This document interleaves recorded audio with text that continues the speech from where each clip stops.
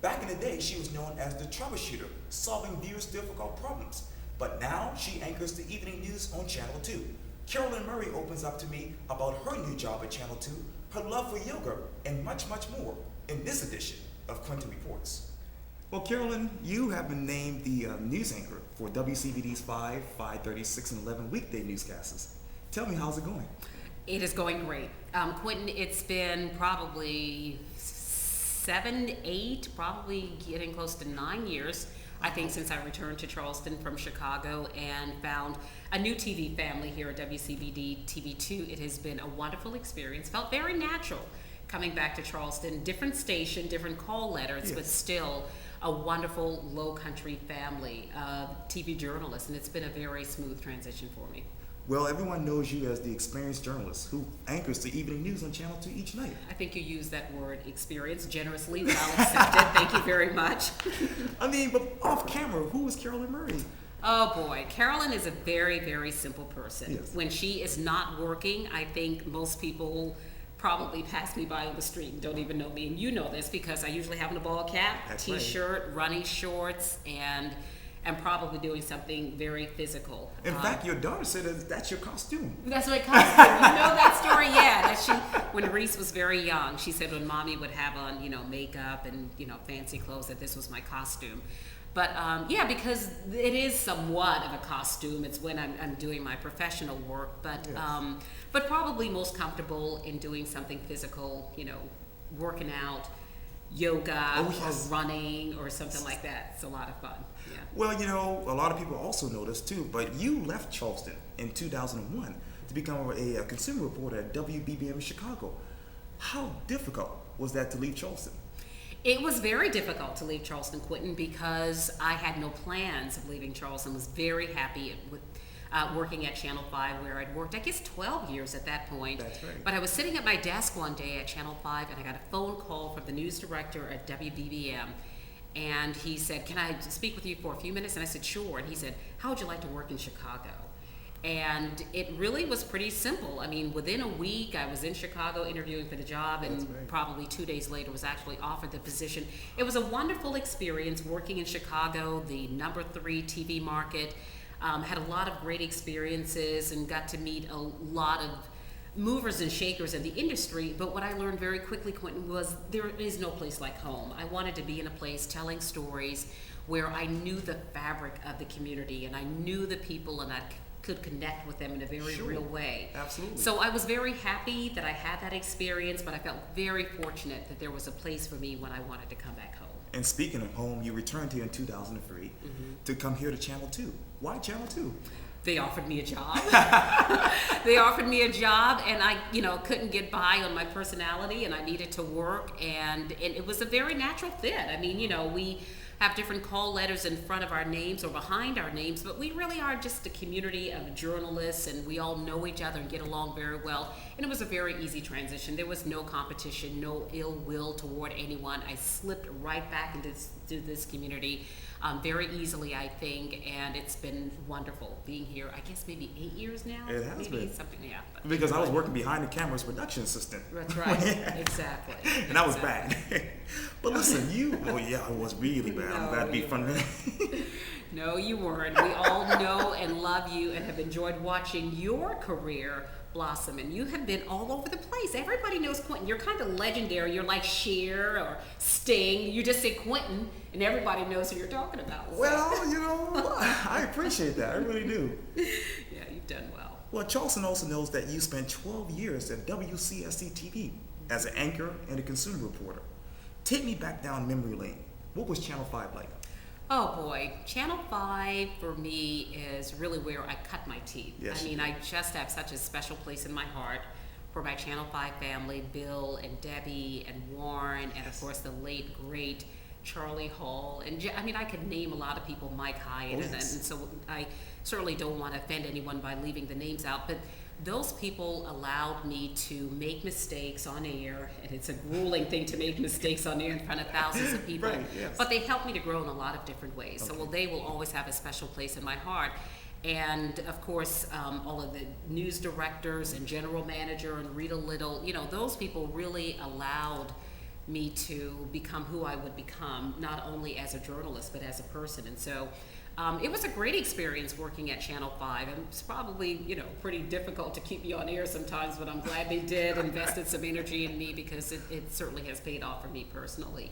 And so when Dee Cross became the Fox 24 in 1995. How much fun was that for me? Yeah, you guys were the first female anchor team in Charleston. Yeah, what was that like? It was wonderful because I felt as if I had a sister next to me, and in between news stories, I will just tell the truth that we were talking about matching furniture and and things like that. I mean, we talk about things that women talk about, yes. as well as, and Dee is such a businesswoman. Yes. So it was a wonderful thing. It was scary at first, a lot of times, Quintin, because we were the first. Yes. And in a lot of things during my career at Channel 5, I was the first doing that yes. too. I mean, yes. It was the news at 10. We were yes. changing our newscast. We were expanding the newscast. And here it is, you have this little round-faced brown girl who went through the public schools of Charleston, That's right. who was the youngest on the team.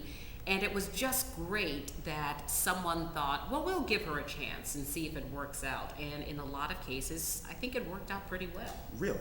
Yeah. Well, I understand that you landed a full-time job at Channel 5 after interning there. I did. Tell me, how did that happen? I mean... I was in the right place at the right time. I tell you what, I was working in radio and would work at Channel 5. Yes. Doing an internship, and I remember the news director there, Don Feldman, called me in his office one day and said, I want you to make a tape. And so I thought he meant putting video together for a news story. And I'm like, okay, well, what do you need on that tape? And right. he said, I need you on the tape. I want you to make an audition tape. And I'm like, are you kidding me? Yes. And within about a week of that, I was on air. Wow. I mean, yeah, I didn't have clothes to wear. I mean, it was Whoa. just a big surprise. And it was great. Yeah. I mean, and so once again, as I will continue to say, I appreciated such an opportunity. It was a matter of being in the right place at the right time, which Yes. is something that I try to tell interns now. Yes. You've got to be there when you want opportunities. It's not necessarily that you have this great academic career at Columbia University or Northwestern or this Right. great school that is just, considered the pinnacle in journalism. Sometimes you just need to be in the right place at the right time. Well, I understand that you had a special friendship with the late Bob Knowles. Oh, yeah.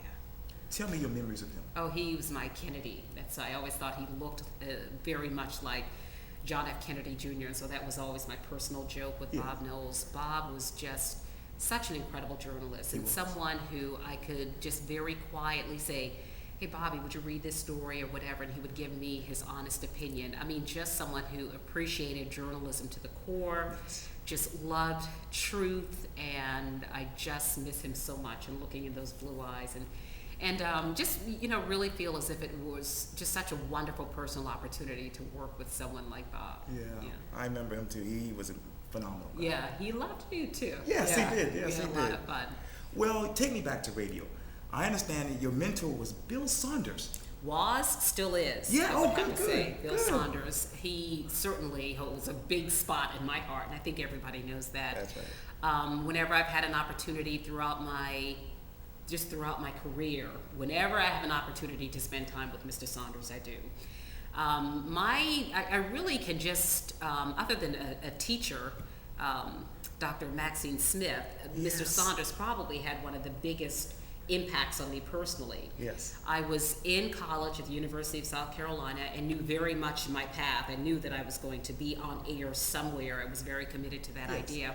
And I went down Wapu Road to WPAL, sitting right back there on the water. And I went in one day and I told him what I wanted to do. And I told him I wanted to become a journalist, a news reporter. And he said, go in this room and read that. And he gave me this card and he said, this guy's going to point at you and you just start talking. And it was pretty much that simple. Wow. And that's what I did. And he said, now you be back here Monday and you're going to start doing news and you need to be here dark and early and about 3 o'clock in the morning. Wow. And that was really just it.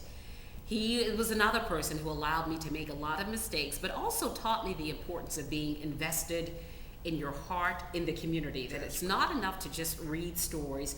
You have to know why the stories matter to people. And I think that Bill Saunders is probably the person who taught me that best, because Mr. Saunders could turn the microphone off, but he had every phone number. He knew where people lived. He would visit them and spend, just really, he put his whole heart into his work. It wasn't just about telling stories. It was about knowing the community and why stories mattered. Wow, that is good to hear. Yeah. Well, listen, besides television news, we also have something else in common. I went to Burke High School. You went to Burke High School. Oh, my blood is blue.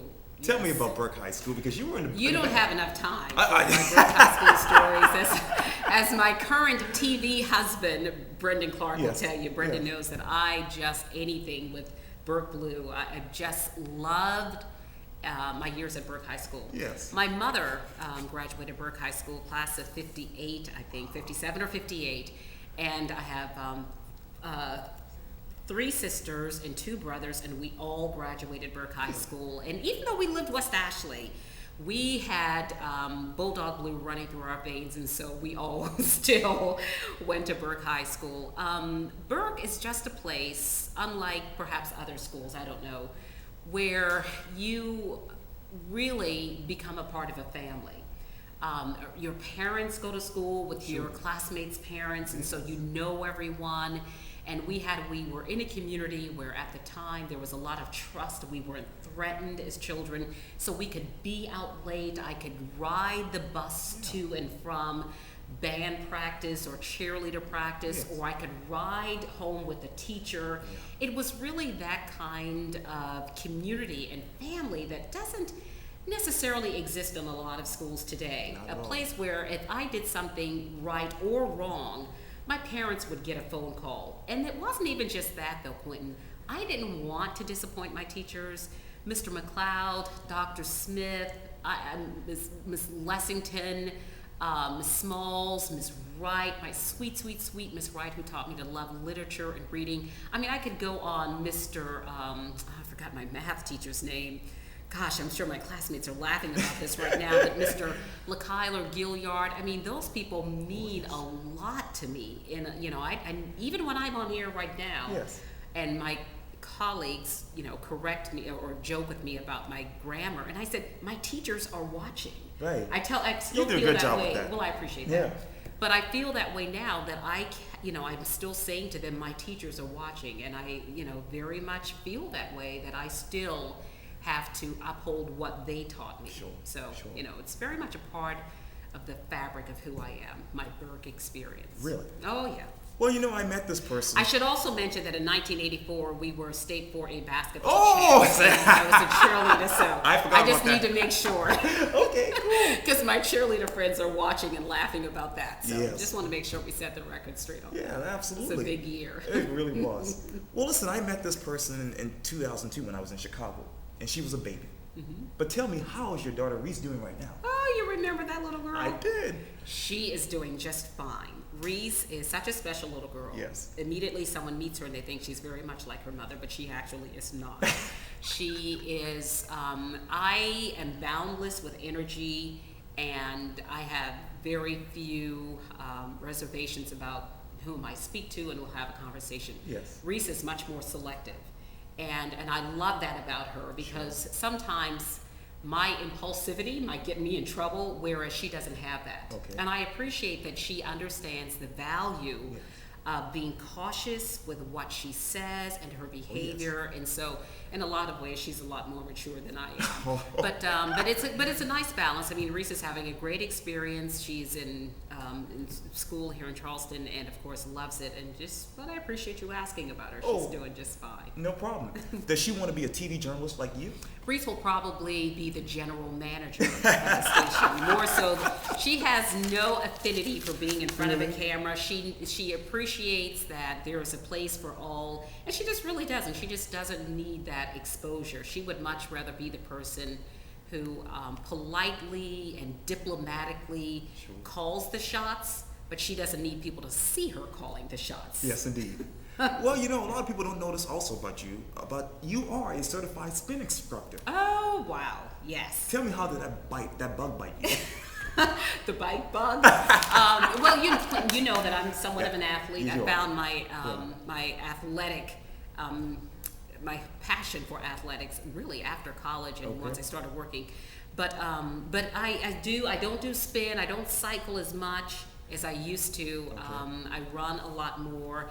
And then my new passion is now Bikram yoga, which is hot yoga. And so yes. have you done that? I've done yoga before. I love it. Have you done Bikram yoga? Not yet. You've got to try Bikram yoga. Okay. I'm going to invite you. You've got to take a class with me sometime. Yes, indeed. So that's my new passion. But, I think that that's the important thing. And as someone who talks about health news on Channel 2 right now, I have to live it.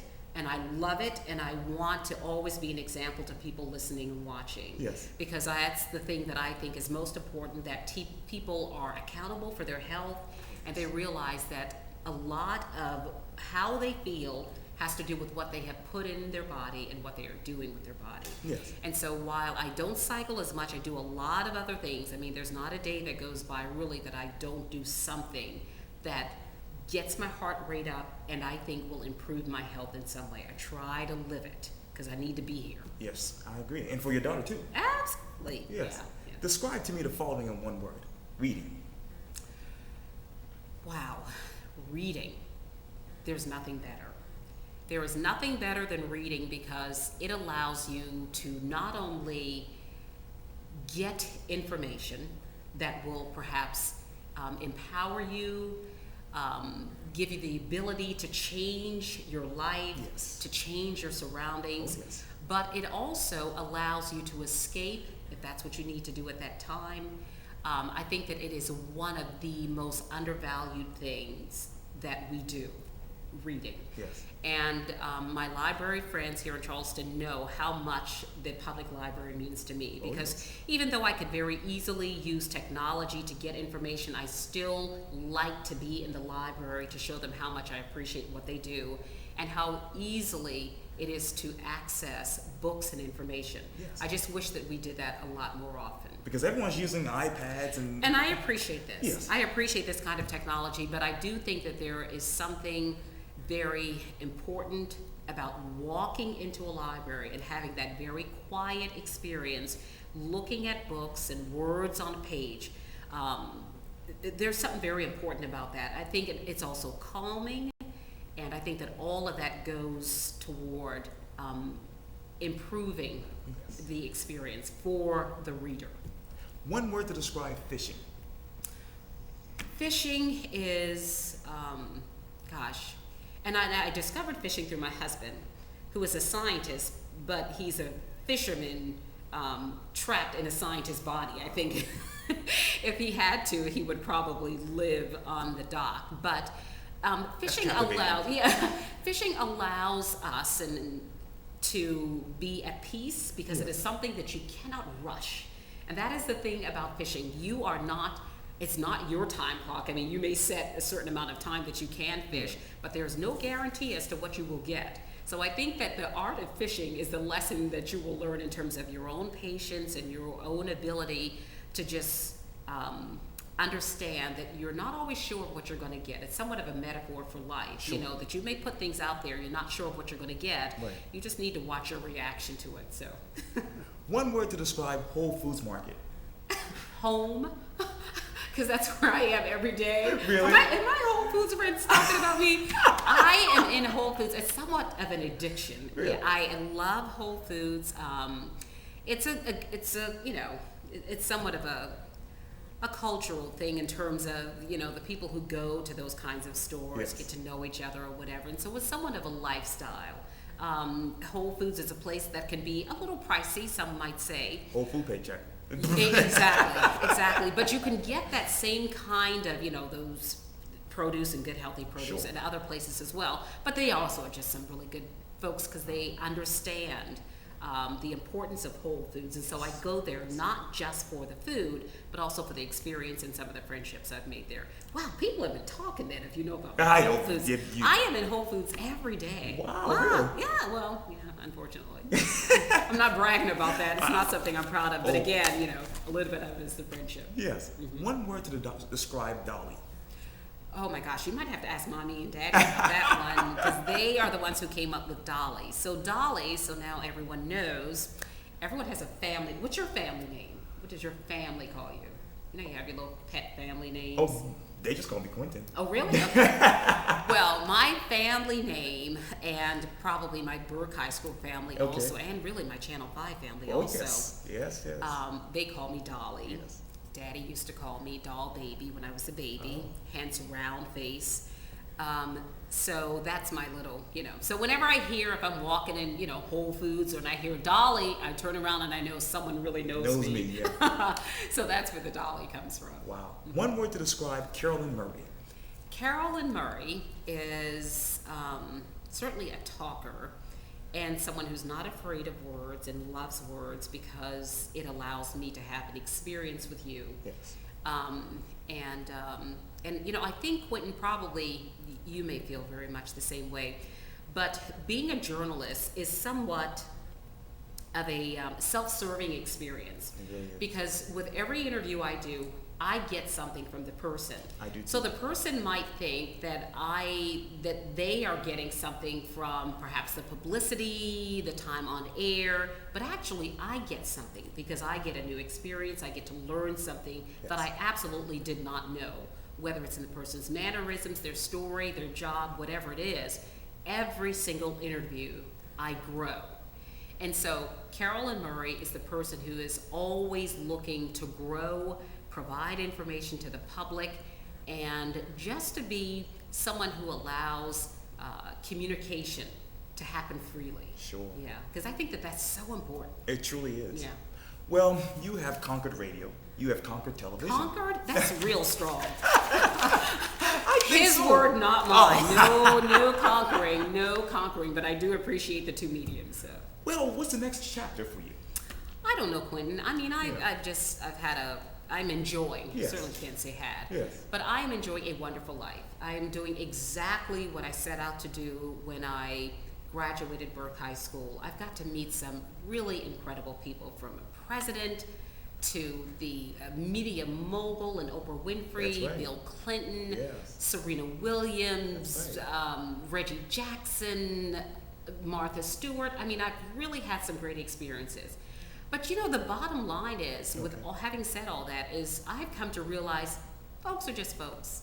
Doesn't matter where they are, how much money they have. They have an experience no different than the person I'm standing behind in the line at the grocery store. Sure.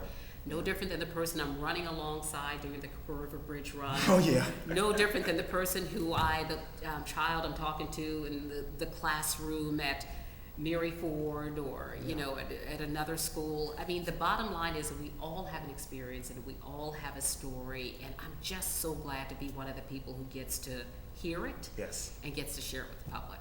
Well, Carolyn Murray, thank you so much for your time. Quintin, it's always good to to see see you. you, my friend. Thank you so my much. long time friend. Yeah. The best to you, and you've done wonderful things, and I just can't wait to see and watch you continue to grow. Thank you so much. Thank you. I appreciate it.